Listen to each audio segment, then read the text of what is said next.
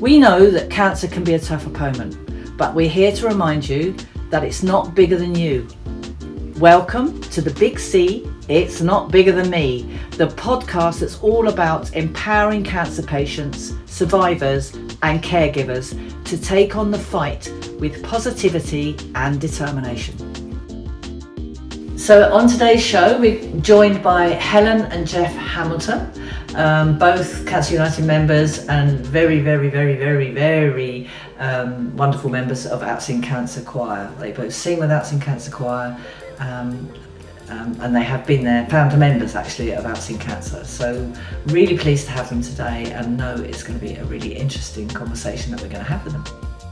Strange where the lack of support comes from. We've noticed that where people that you think you're going to get support from find it very difficult to cope with their case when they back up. Yeah. And they say things like, we've had very friends of ours who are quite, them go to church, that kind of thing.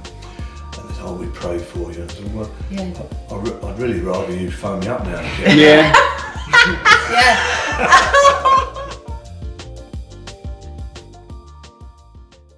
Hi Jan, how are you today? I'm great, darling. Yeah. I'm having a good week. Are you having a good week? Yeah, good. I was just thinking actually, I was missing being part of the choir. Oh, I was going to say, lots and lots of choir this week. It's just loads of rehearsals. Dwayne, we do miss you. I know, it's just time, and the fact that Andre wouldn't give me a solo part, which I was missing, and wouldn't introduce any rap, you know being from the hood, the streets of New Zealand. I thought that we could bring something different to the choir, but I think when you were there with us, it was fairly new. So now, I'm sure if you came back, I'm sure he'd be confident to let you do something like that. I can remember when we were singing at it's John Lewis, I think, in Chichester. Oh yes. We had the lovely Betty was raising money for us, shaking a bucket and doing as she normally does. Yes. And I said, "How's it sound, Betty?" And she's like, Yeah, they sound really good. I said, do I sound right? She says, you sound very distinctive. And I've never really got to the bottom of what distinctive actually meant to Betty. So I said, what does that mean? You know, if you sound very distinctive, I can hear you. And I was thinking so is that a good thing or a bad thing? So I wasn't 100% sure. But I do miss going. But obviously for me, it's just time. And I suppose the focus is more on the see you fitter side. But I do love when we have concerts and stuff, seeing all the members, seeing like Geoff and Kevin Motz. Kevin Motz is one of our Outkick Cancer players actually. He's not a bad player, but don't tell him that. So we kind of, in regard to that, we kind of mixed up a little bit with the Laburnum Centre, so we've got a lot of new players. We've got about 18 to 20 players at the moment, which is great. But Kevin's often singing on the pitch, which is quite funny. Well, Outsing Cancer, I mean, it's grown from when it was launched in 2018. So it's 5 years ago. In February 2018, we launched Outsing Cancer. And it was simply because in December 2017, our dear friend Carrie Reynolds, if you remember. Oh, yes, Carrie. Who's quite a high flyer at Freedom Leisure, invited us to a carol concert at the Wimbill to hear her choir, Inspiration, sing. And it was after that we all went to the pub, of course. I think I took 30 members of Cancer United, and we went to the pub afterwards for a drink. And they were going, well, we want a choir, well, we want a choir, well, we want a choir. And I'm thinking, oh my goodness, what am I going to do? Unbeknown to me, of course, Andre was in the audience. He'd just come back into the country from Brazil. And I phoned Carrie the next day and I said, well, you've got me into a fix now. How the hell am I going to start a choir? They want a choir. And she said, well, funny you should say that, because Andre's just come back into the country. He was my music director with Inspirations, and now he's looking for work. And really that's how it began. And we launched it, as you say, Betty, 20 members, wasn't it, of the original Cancer United, and you. And we used to have fun, didn't we? Used to have a laugh. I'm sure, looking back, when I look at some of the videos and I watch the videos, that it was awful, and I wonder why he still stayed, But he's taken that choir from just a bunch of people that couldn't really sing very well to something quite spectacular. And singing on different levels, sopranos, altos, baritones. He has done a phenomenal job. Like you in the gym, people love him, the members love him, they want to sing for him, like your members want to work hard for you in the gym and want to increase their levels. He has done that. And now to get where we are and to have been asked so many times, oh, we would like you to sing here, we would like you to sing there. And that's a great way for the charity to raise its profile. So we sing for Amridge Parish Council, we're doing voluntary action, Aaron and Chichester's AGM again. We've been asked Ham Manor, I think, at the end of the year. We've got lots of public performances to do, which is great, isn't it? Because it raises our profile, it tells people about the charity and everything else we do, and it actually raises money through donations. People want to give us donations for it, so it's great. But we do miss you, Dwayne. I might come back. If he lets me have a solo, maybe. We'll see. We'll see. Yeah, maybe. Yeah. So I think it's a great benefit for people who come and are not quite sure what they want to do. And lots of CU Fitter members are part of the choir, aren't they? Yeah, well, I think from the exercise point of view in regards to physiology and stuff, when you're working your diaphragm, your core, which Andre will know about, that's strength in that area. So even people with breathing disorders and things like that, so COPD, I'm thinking, that's really going to help them. And again, it gives people a different focus, it's a bit of fun, it's good for the brain, so again, for them to focus on something else when they're trying to follow, the notes. You don't necessarily need to know how to read music, but actually I think a lot of the members, when they first started, they would just read the words, but now I think prefer the score. They prefer the score because they can start to follow the music a bit more, which I think is great. And which is wonderful. Something else that's wonderful is that Andre wanted to do a PhD on the impact singing in a choir had on cancer patients, and he's only got 1 year to go. I was talking to him last night at rehearsal. I said, "How long now?" And he said, "I think less than a year, and it will be finished." And isn't that just amazing to have a musician, a music director that has come to the charity and has been helped by him being able to take a PhD. So he will be Dr. Andre Da Silva. How amazing is that? So today, on today's show, we're going to welcome Helen and Geoff Hamilton, very loved members of Cancer United and very major part of our choir, Outsing Cancer Choir. So welcome today and thank you very much for coming. Hello, nice to be here. So Dwayne, let's talk about Helen and Geoff. Dwayne, it's lovely to have Helen and Geoff here, isn't it? It's really nice. Yes. And I can remember when you were in the choir. Well, I remember. I was very, very good actually. He was a naughty boy. Very naughty boy. And I think Geoff was there supporting me with reading of the music and following the music and the singing. And I was a bit naughty. Dwayne says he had to leave because Andre wouldn't give him a solo, but still disappointed. I don't believe that. This time you can come back. Well, I'm not too sure. Well, and also a bit of rapping would be nice. You don't do any rapping, do you? No. So maybe if that comes in, then maybe I'll be there. So So Geoff, I think I met you first, didn't I? When you first came to Cancer United. You did, yes. I was. I'd been diagnosed, and I was going to have an operation. What diagnosis did you have, Geoff? This was for melanoma. Okay. And I'd had a melanoma on my stomach for many years. In fact, I could show you a picture of it as a young man. I often go, there it is. I wish I had that 30 years ago and I wouldn't be where I am now. But so eventually it turned into proper melanoma. I travelled to lymph nodes, and I think I came to you, was it under my arm? So I think it was, Was it the first one? Yeah. Yeah, so I was going to have the lymph nodes removed from under my arm, and I decided it would probably be a good idea to try and get a bit fitter. Yeah. So that's why I came, and that was after you'd met Jan at Sainsbury's. Yes, you had a stall right, and collecting yes, and I chatted to you then and found out about it. So we then said, well, why don't you try? So you did, you came to the gym and met Dwayne and did a little bit before your first op. Yes. And then after the op, I couldn't obviously do anything for a while. And then you had to have a second one quickly. I had to have a second op under my arm quite quickly, so that set things back a bit. And then quite soon after that, the melanoma had spread to my right groin. So I had 2 further operations to get rid of lymph nodes. But it was good news because it hadn't, as far as we knew, the cancer hadn't spread to any other organs. It was contained within the lymph system. So, which I guess is why things have gone on quite so well for quite some time. Which is great, Geoff. Which hospital were you at? Yeah, I go to Brighton to see a Dr. Westwell, who's considered to be the top melanoma. Okay. And it was very interesting, wasn't it?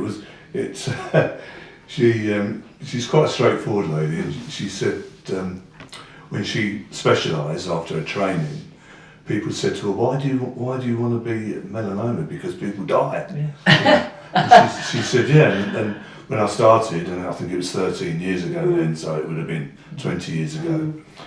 And people used to come and see her and get the diagnosis and die basically. But I was put on some. It was reasonably new. It wasn't a new pair of drugs, but they didn't have a lot of data on them, so they couldn't really say how long you were going to live. That wasn't very good news. No. So I sort of got used to the idea that they were only going to last a year. Both my parents died at 70, so I thought, well, I don't mind as long as I can outlive. I'd like to go a little bit longer than them. That was my goal. But as things have happened, I'm now coming up to 74. So it's gone on, and the drugs have been successful. They're making massive strides. They are. The immunotherapy drugs are working so well, aren't they? Well, that was going to be the next step. Yeah. I mean, these are chemotherapy drugs. Yeah. Because melanoma doesn't react very well to chemotherapy or radiotherapy, so there wasn't that option. And I've just seen her actually, and I had even better news really, that now they've got further data because of the time span. Yeah. And because of my age when I got here, the sort of where it was only in the lymph, etc. The sort of outcome statistically is much better than they thought. The drugs aren't as toxic as they thought they were going to be. Because they were good news. If you're one of those that reads side effects, I try not to do that. There's a sort of bucket list of them. And so who knows?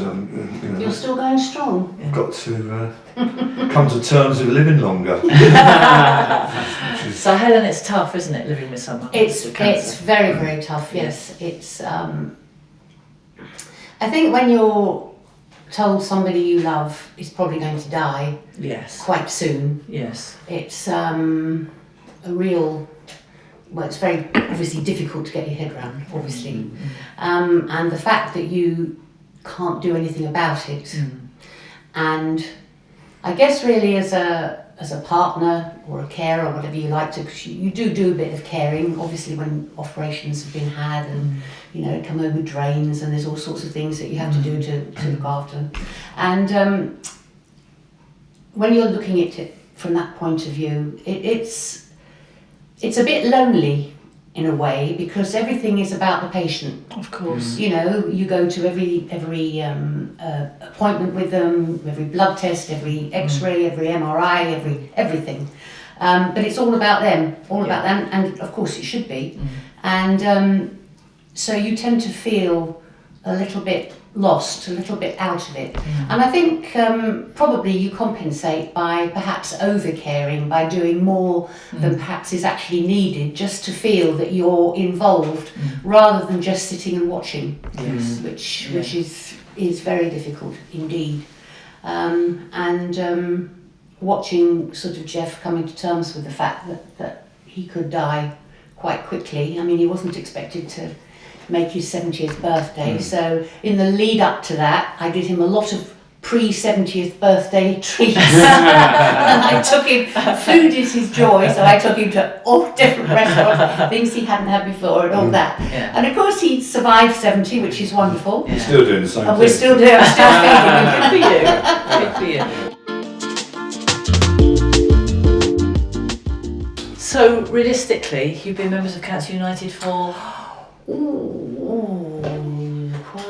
5 years. Before the choir started. It is. Yeah. It must be 6 years at Yes, least. it yeah. is. Yeah. 6 years. Yeah, gosh, yes. And we've seen the choir grow from Nothing to nothing something. to something pretty, something pretty wonderful. Yes, yeah. So, what would you say about Cancer United? Would you say it has been a support through your journey, or what is Yeah, your I think strength? I was trying to think about support and what it. I think it means different things to different people. Whether you ask for support, or whether you don't need support, or whether it's not a thing for you. And for me, I don't feel I need support that much. Geoff is very stoic, and I've kind of taken my lead from that. So he doesn't need support so much, do you? And I have been strong enough also probably not to have needed it. But I think what Cancer United has given to me anyway is involvement. You know, becoming a committee member, being the choir rep, that sort of thing, and it's given us a lot of camaraderie. Yes. It's given us a lot of fun. Yeah, a lot of fun.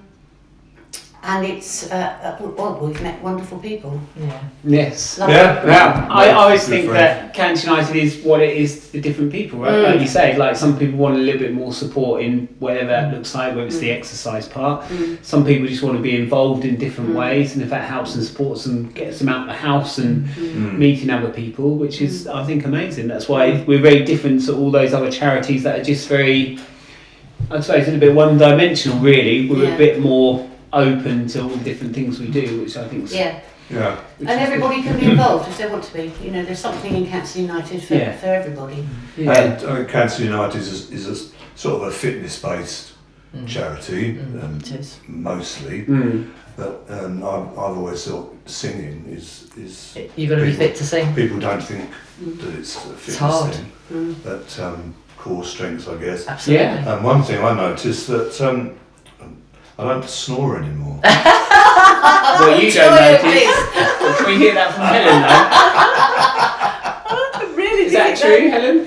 Yes, he doesn't snore like he used to. No. I wonder if is that to do with singing, do you Yeah, think? because it tightens all your Really? muscles in your neck. Does he, when he does snore, is he in a form of a baritone, or an alto, or a soprano? Depends what pyjamas he's Whatever wearing. tells him to be, he'll snore it. I come from a famous line of snorers, so it's something. My brother snored for England. Oh, did he? He. I remember even as a youngster. He's 11 years older than me, so I used to go and stay at his house and sleep on the floor. Yeah. and I woke up. First time I went down, I woke up to this horrendous noise, and it was him snoring upstairs. And all through his life, I mean, I don't think him and his wife ever slept together because it was impossible Oh dear. because of his snoring. Ghastly. But I have developed his knack of being able to sleep. You know, a lot of people, I can't sleep at night and I can't sleep. I think a lot of Geoff's mental strength I was going to say. has come from the fact that he can just go to sleep. I'm not going to think about that. I'll go to And sleep. I've got a knack of not worrying. Yeah. That's wonderful. If something comes in, You could bottle that and whereas sell I it. know Helen has sleepless nights sometimes because she churns things over in your mind, don't you? But I can seem to be able to, if I start to think about something, I can push that away and Amazing. yeah. It can be a little Don't know bit why. It's just can be a little bit frustrating though For other sometimes. people. Well, for me, because if I want to, if we've been to the oncologist and we come out and I want to talk about perhaps what's been said, and he'll just be very sort of matter of fact about it. Well, you know, scan's good this time, you know. So would you say that you've got a natural positive attitude then, do you think? I guess. Yeah, I Yeah. think you have. I think you have. Yeah. You don't know. It's hard to diagnose yourself, isn't it? Really, everyone's got different attributes, haven't they? Yeah. Don't they? You know, you're like a go-getter, fire-breathing. No? Whereas I've never. Very early on, I think our age sort of Generation.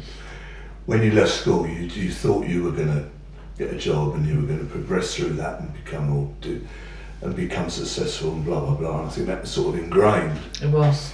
But I went along that route, but quite soon discovered it wasn't for me, and that I was happier just not being that successful, or trying to be successful but not going for chasing the money or chasing that kind of thing. I remember I used to think, well, the chief ambulance officer, he only lived down the road in Horsell, and he in an ex-council house, I think. This is how it was back then. And so even if I got to be chief ambulance officer, I might have gold taps on the bath, but I'd still be sitting in the same water, wouldn't I? So that's the way I looked at life a little bit. If you've been affected by cancer, whether it's surgery or treatment, and you want to have an understanding of how to get fitter, contact Cancer United and see you fitter, whether you are local or whether you are national. So what about a funny incident, Geoff, through your cancer journey? Is there anything funny that you can talk about for the listeners? I don't know whether it's funny or not, but I quite enjoyed my hospital stays at the East Grinstead, what's it called, Queen Victoria. Because it was removal of lymph nodes, it needs to be a plastic surgeon, because they're fiddly things to. So they tend to send you, I think, they sent me there anyway. And it was quite interesting because there were all manner of people in there having different plastic surgeries done, and people would turn up, and I was in there a few weeks, and you sort of get to know. On a Friday evening, you see a young lad of about 18 walking in like this with his parents looking all worried, fractured jaw, fights, that's where they're sitting. And I could predict what was wrong with these people when they came in, because I'd seen it in their lawnmower accidents on the lawnmower toes. Oh no! No, horrible. Fly my toe, I think it's an actual thing. Oh. And I sat, was bedded opposite a bloke who blew his hand up because his job was the police used him if they ever found like old weapons in a pond. Oh yes. He was a weapons expert, and they used him to either decommission them or find out what they were about. And that's what he did. He blew his hand up. Blew his hand up. So so it was quite amusing. People were quite jolly in there. we had a guy in there, a friend of mine who snores actually. If you end up with bad snoring, you end up with this sleep apnea, isn't it? Yeah. Where you stop breathing, and it's quite scary. Well, a friend of mine's got that, big fat chap.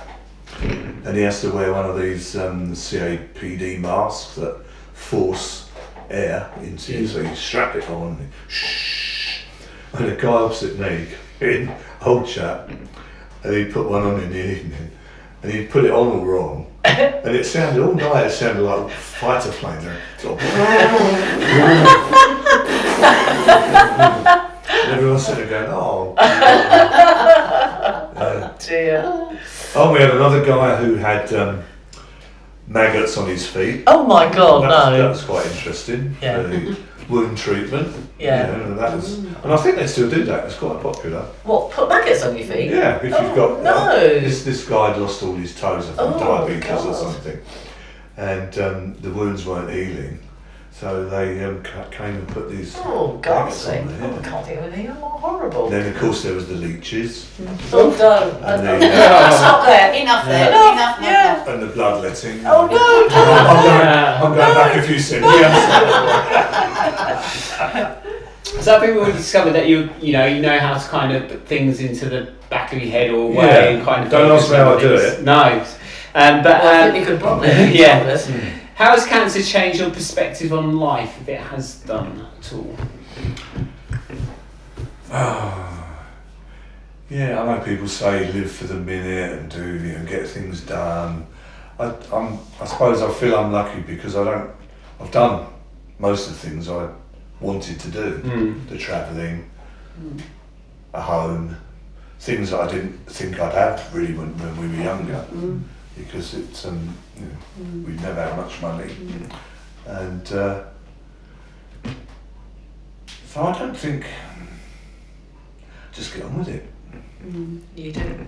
Just get on with it. Really. I think the biggest change I've seen since we've met, Geoff, is when obviously you had your operation with your hip. Oh yes, well that's the next. And obviously that was a massive difference to how you are now to how you used to be, because when you had that operation and then we saw you again, your whole face changed, I think, but as in like that grimace, that obviously you were in pain, but it was like once you had that operation, your hip. So you had what operation? Yeah, well the story goes that I had a dodgy hip before I retired, but not one that needed operating on. That was probably would have had it done under normal circumstances within a few years, because my brother had both his done, so it's a familial thing. But it didn't look as though I could have the hip done, because it was the right hip. Yeah. My 2 lymph node operations were in the right groin, so it left me with a leg that had a compromised immune system. Yeah. I spent a couple of weeks in hospital with cellulitis, so I had lymphedema as well for a little while. So it was probably not wise to have it done. Would a surgeon do it anyway? That was the other thing. And do I want to put myself through an operation, majorish operation, when I could die of cancer within what would be the point?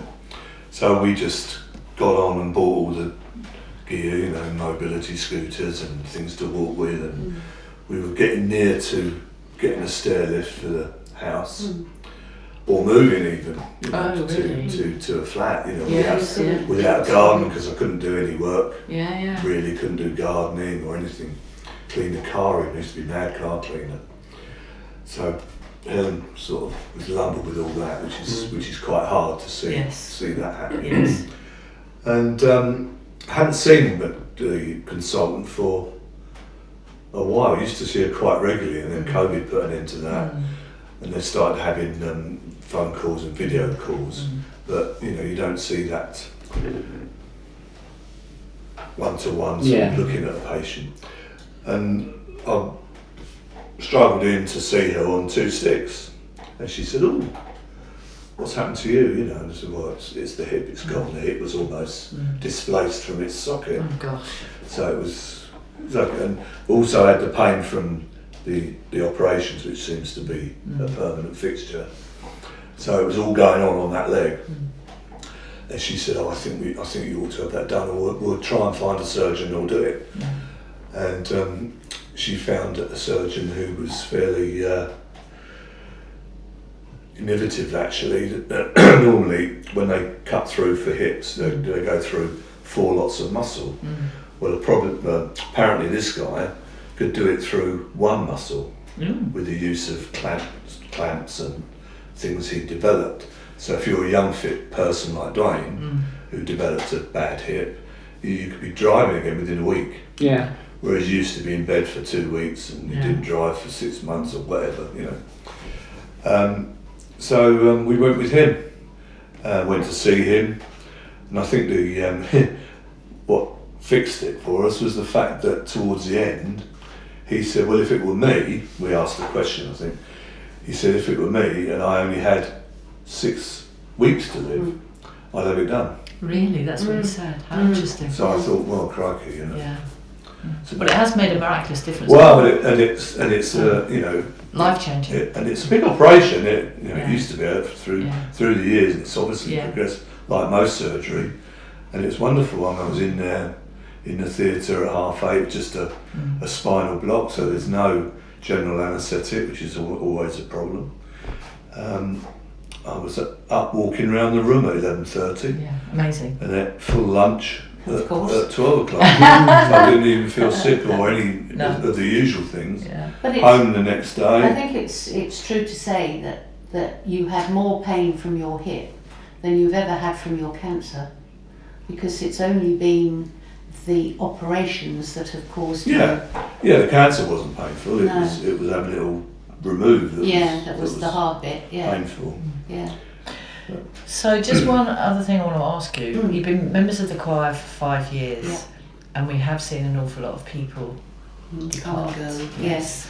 So is there anyone in particular, any interaction you've had that's made you feel really particularly sad, or it's touched your heart, if you like? I think it's the ones that go fairly quickly. Yes, That's Yes. harder, isn't it? it is. If you know someone's been ill for a long time, but then you could look at me, and when I joined the choir, I thought I was going to be dead within a year. So I'm still. We're glad to say, Geoff, we love your voice. So you can't always rely on that. No. So you never know. It's funny, Yeah. I'm thin with Yeah. cancer, isn't it? I think that's one of the things too with friends and things. When we first said to friends that you'd got cancer, they were expecting, soon after your diagnosis, when they came to see you, if it was people we didn't see very often, was expecting to find him a little shriveled up person in the corner of the settee. Oh, I'm dying, I'm dying. And of course, he's always looked very well. Yes. He hasn't It's lost the way you look weight. after him, Helen. That's the To thing. do the carpet. And I think that then makes people think, oh well, he's not really very ill then, is he? Yeah. And I think perhaps that's why we haven't had, if you want to call it, support from a lot of people, because nobody realises that he's ill, and now they still think that he's well, and a lot of people think now he's had his hip done and he's standing up straight and walking and able to do that, he's okay, but he still has cancer and will always have it. So I think that's more difficult. I think if people look ill, then people tend to say, oh, can I help you, can I this, can I that, I think you're a bit of an inspiration, Jeffers. Definitely. Well, And I think it's wonderful that you are what you are, because people that are not quite so strong as you could listen to what your story and listen to you today and say, I want to be like Geoff.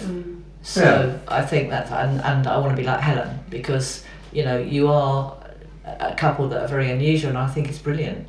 I hope that we've played a small part in it, Cancer United. Just a small part. Yeah, just and I hope that we can go on forever singing. Yeah. Yes. What have you? Yes. And when I was trying to think of support was one of the things on there, wasn't it? And it's strange where that comes from, or strange where the lack of support comes from. We've noticed that where people that you think you're going to get support from find it very difficult to cope with it, and they back off. Yeah. And they say things like, we've had friends of ours who are don't go to church and that kind of thing.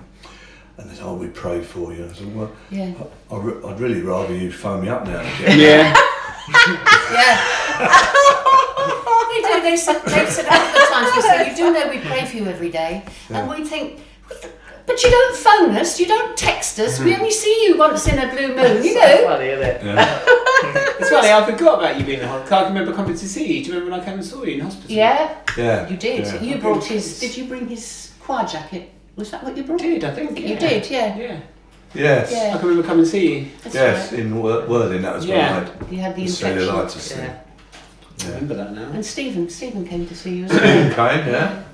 So, thank you so much for coming. Have you got anything else to say, young No, Dwayne? just that. I can't make the choir, I'm afraid. I mean, it's I'm fascinating. going to teach you ukulele one Yeah, day. that'd be Probably great. more like it. That'd be Mine was wonderful. strong. Oh, that'd be great. Because you Dwayne. could pass for a Hawaiian, you know that. Polynesian. You just got to put a bit of weight on. No, wait. No. It's been really absolutely fascinating listening to you, and I'm sure the listeners will really enjoy listening to your story as well. Good. You're a great couple. We love you to bits, don't we? We do indeed, yeah. We're so Bless you. pleased that you're part of Cancer United Out, saying it would never be the same without you. So thank you so much for coming today. You're very welcome. You're very welcome.